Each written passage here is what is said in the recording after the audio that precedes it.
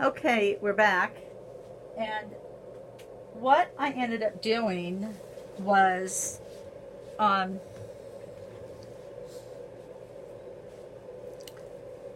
after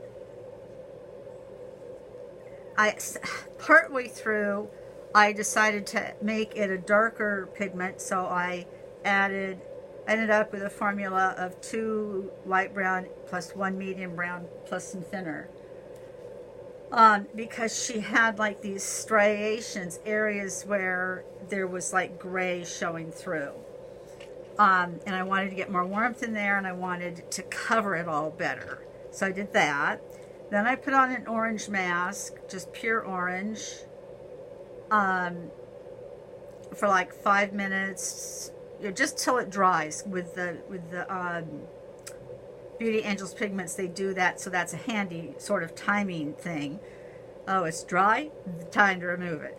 And then I did that on this one. Now I combined the orange with what was left of the brown combo, and this is her final mask. So as you see, I've put saran wrap over it to make it easier to remove, because you know how any of these that dry, they get difficult. So what I'm going to do now is take a wet wipe and just fold it over like this, and the pigment will start to sort of come through. But I need more wet wipes, so I'm going to remove my gloves. I thought I had already done this. Well, I'm constantly needing more wet wipes, so.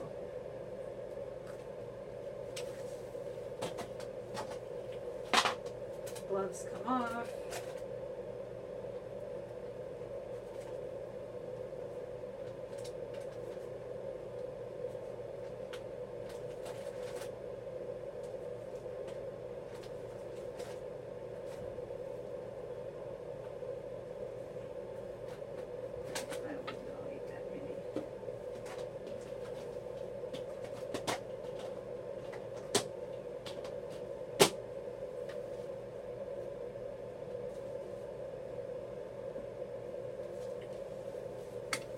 Okay, and you're probably going to be able to see the pigment soaking through, so that it's come off already a little bit, but now I'm going to start working on just wiping it off.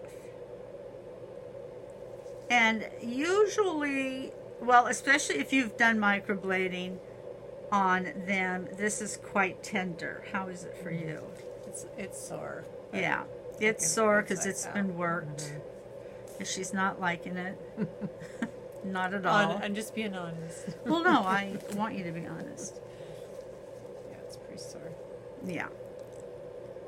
But the brows look the closest to brown that they've looked thus far. So that's good. But you can see as I wipe, pigment is still coming off, and some of that's because it's in her hair. So now what I'm going to do is shampoo with green soap. The thing is that green soap is an antiseptic, so it sanitizes the area, and in Oregon that's a law. We have to sanitize before and after. So it contains 30% alcohol, some glycerin, a few other types, and then some lavender oil. And if you go like this, they really hate it. But you can see there's pigment that's coming up.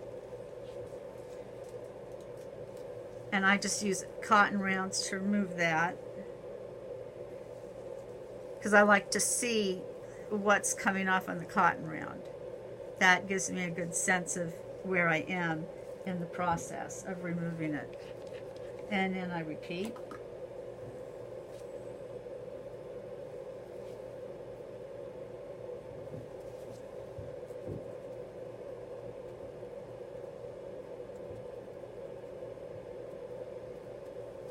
doesn't need it on her nose.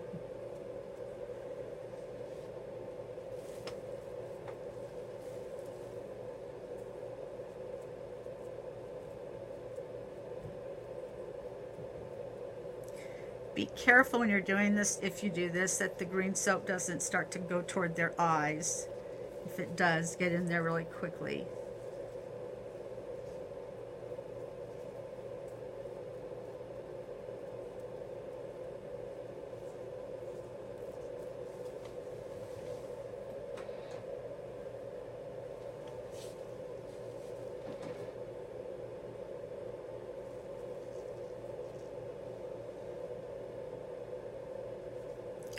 So there's still plenty of pigment coming off, but rather than just continuing to torture her, I'm going to use a wet wipe.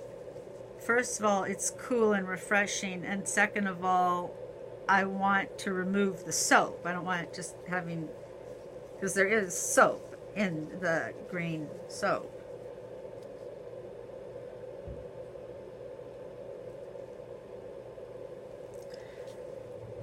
So now what I'm going to do, with this kind of procedure, I read the aftercare instructions after everything because I don't pre-numb.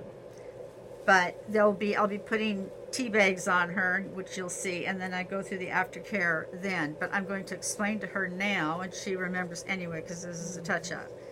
So for the first 24 hours, starting with 1 hour after the procedure, and then every 2 hours that you're awake, you're going to take the Angel Care wipes that are in your kit, and you're going to wipe 1, 2, 3.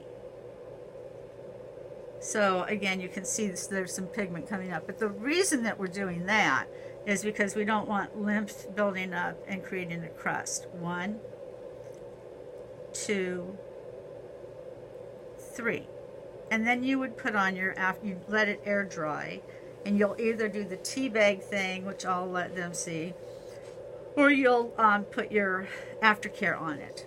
Days 2 and 3, you dab with the wet wipes. Dab, dab. There really, that's for microblading, but I just use the same instructions for everything. The reason that we don't have them continue to wipe is that clients think they see themselves pulling out strands of color, of pigment. They're not really, but that's what they think. So we just, don't get them where they think that.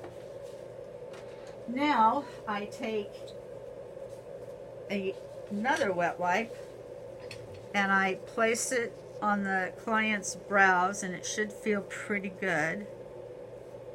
And I'm going to start cleaning her because, especially with these pigments, the orange effect gets everywhere. So I'm spraying alcohol onto a cotton round, and I'm just going around everywhere. You don't want to touch her brows or her eyelids with it. By the way, this is also why I have them double hat, because with blondes or anybody, I don't want them to come here blonde and leave here a redhead, because that can happen. I mean, the pigments are just so strong, but really get in there to the hairline. I'm going to need to use that. See how much is, it's not really, that's not that much. I've seen worse. I mean, I wasn't microblading, so I wasn't probably doing as much wiping. I don't know.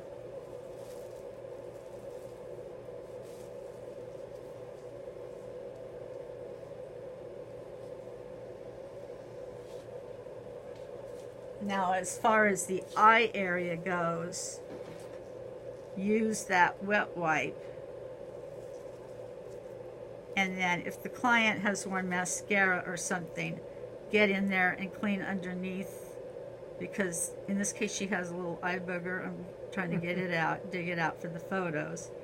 Did you wear mascara or anything? Do you have anything under your eyes? I don't now. I mean, Open for a sec, let me see. Maybe Yeah, this you're fine. morning. Okay.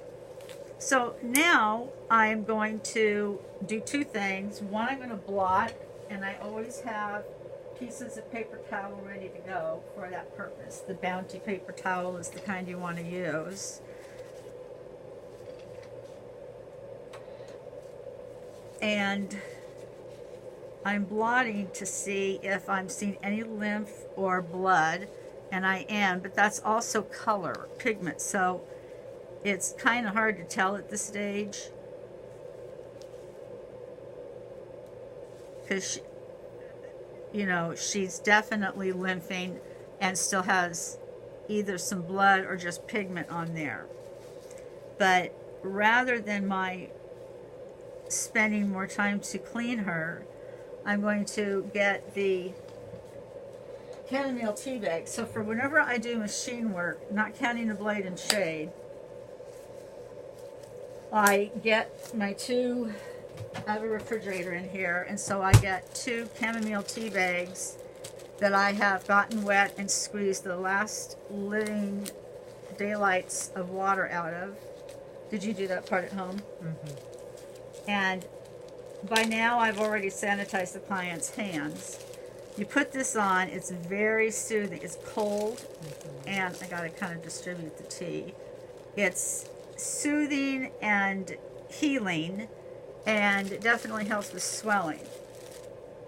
And like by the time I get halfway through the aftercare instructions, we'll turn them around because they get to body temperature quickly. But you want your client to be elevated, so you probably can't see her right now, but that's okay because I'm going to be turning you off when they are sitting there with the tea bags. Yeah, I guess you can kind of see that. Okay, so I'm turning you off now, and I'm going to be going over aftercare with her.